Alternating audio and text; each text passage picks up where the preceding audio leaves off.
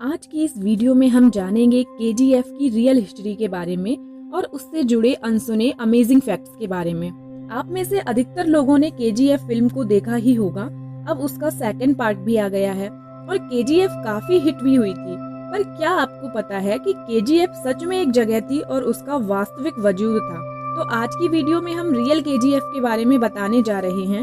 तो वीडियो बहुत ही इंटरेस्टिंग होने वाली है, इसलिए वीडियो को अंत तक देखते रहें। तो चलिए वीडियो को शुरू करते हैं। आप में से अधिकतर लोगों को पता ही होगा कि केजीएफ का दूसरा चैप्टर भी धमाल मचाए हुए है। फिल्म काफी पसंद की जा रही है, पर क्या आपको पता है केजीएफ नाम की जगह वास्तविकता में भारत के बेंगलुरु से करीब 100 किलोमीटर दूर स्थित है। इस जगह का नाम है कोलार गोल्ड फील्ड, मतलब शॉर्ट में केजीएफ। क्या आपको पता है कि ये एशिया का दूसरा और भारत का पहला शहर है जहां बिजली आने की शुरुआत सबसे पहले हुई थी। केजीएफ फिल्म आज जिस तरह करोड़ों रुपए कमा रही है, ठीक उसी तरह केजीएफ शहर सन 1900 से पहले सोने का उत्पादन करता था। उस समय केजीएफ से भारत का 95% सोना निकलता था और भारत सोना प्रोड्यूस करने में दुनिया में 6ठे स्थान पर पहुंच गया था। केजीएफ के पास ही स्थित शिवन समुद्र पर बना कावेरी केंद्र जो ऐसी बिजली सप्लाई करता था कि केजीएफ में कभी पावर कट नहीं होता था और केजीएफ का इलाका काफी ठंडा था और अंग्रेजों के रहने लायक था। यहाँ अंग्रेजों को रहने में कोई परेशानी नहीं होती थी। यहाँ से इतना सोना निकलता था कि ब्रिटिश इंजीनियर्स ऑफिसर्स के साथ साथ सोने की डील करने वाले लोगों के लिए बंगले, अस्पताल, स्कूल से लेकर क्लब तक यहाँ बन गए थे। यहाँ सोने की वजह से इतने अच्छे से विकास किया था कि लोग इसे भारत का इंग्लैंड कहने लगे थे।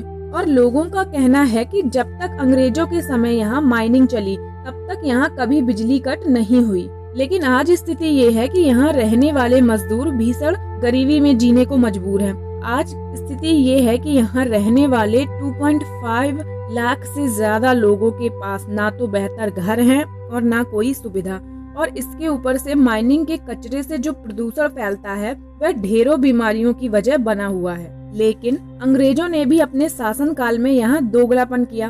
अंग्रेजों के समय में यहाँ दो तरह की दुनिया थी, एक बड़े लोगों की तो दूसरी माइनिंग करने वाले मजदूरों की। एक जहाँ अंग्रेज रहते थे उस जगह की स्थिति इंग्लैंड जैसी थी, लेकिन दूसरे जो मजदूर थे वो 100 स्क्वायर फुट की खोली बनाकर रह रहे थे।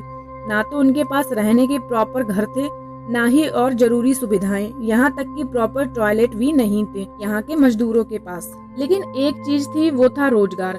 लेकिन साल 2001 में वह भी छिन गया।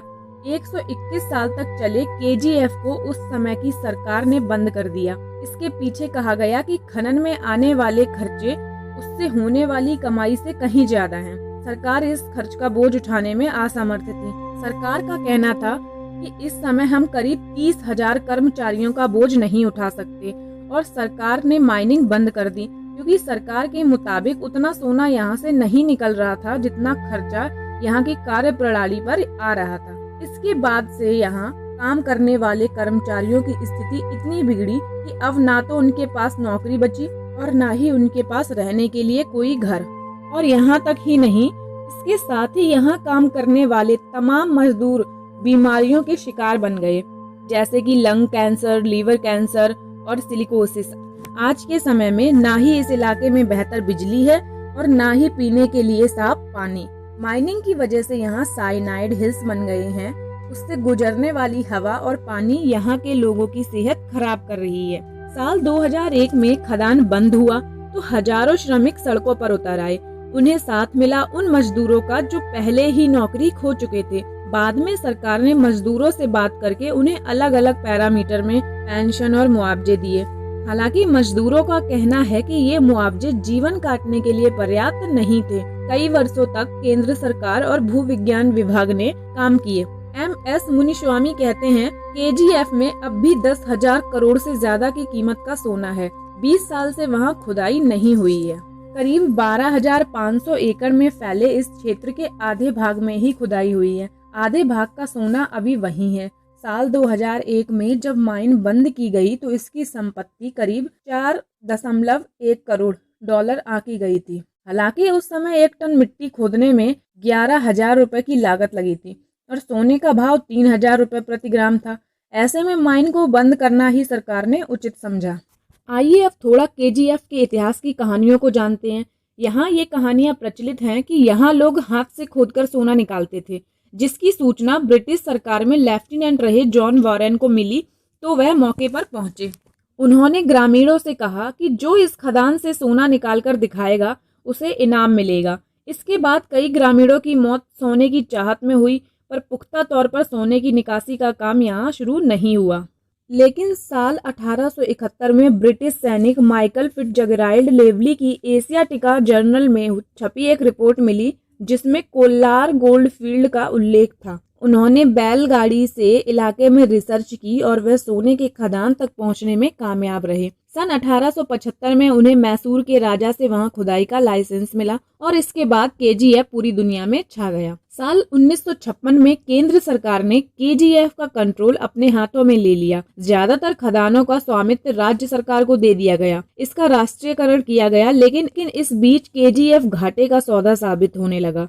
साल 1969 के बाद स्थिति ये बनी कि मजदूरों की सैलरी प्रभावित होने लगी और यह घाटा लगातार बढ़ता गया और साल 2001 में इसे बंद करना पड़ा। पिछले 20 सालों में जब से ये केजीएफ बंद हुआ है, ये खंडहर बन गया है। यहाँ की खदानों में पानी भर गया है। साल 2016 में केंद्र सरकार ने राज्य सरकार से इसके पुनरुत्थान के लिए बात की थी, लेकिन जमीनी स्तर पर कुछ खास दिखाई नहीं दे रहा है। तो ये थे केजीएफ से जुड़े कुछ अनसुने रोचक तथ्य। तो आज की वीडियो में बस इतना ही। अगर आपको वीडियो इन्फॉर्मेटिव और इंटरेस्टिंग लगी हो तो प्लीज़ वीडियो को लाइक करो और कमेंट करना ना भूलें और चैनल को सब्सक्राइब करें ताकि हम आगे भी ऐसे ही वीडियो बनाते रहें। तब तक के लिए वीडियो देखने के लिए बहुत बहुत धन्यवाद। Thank you for watching.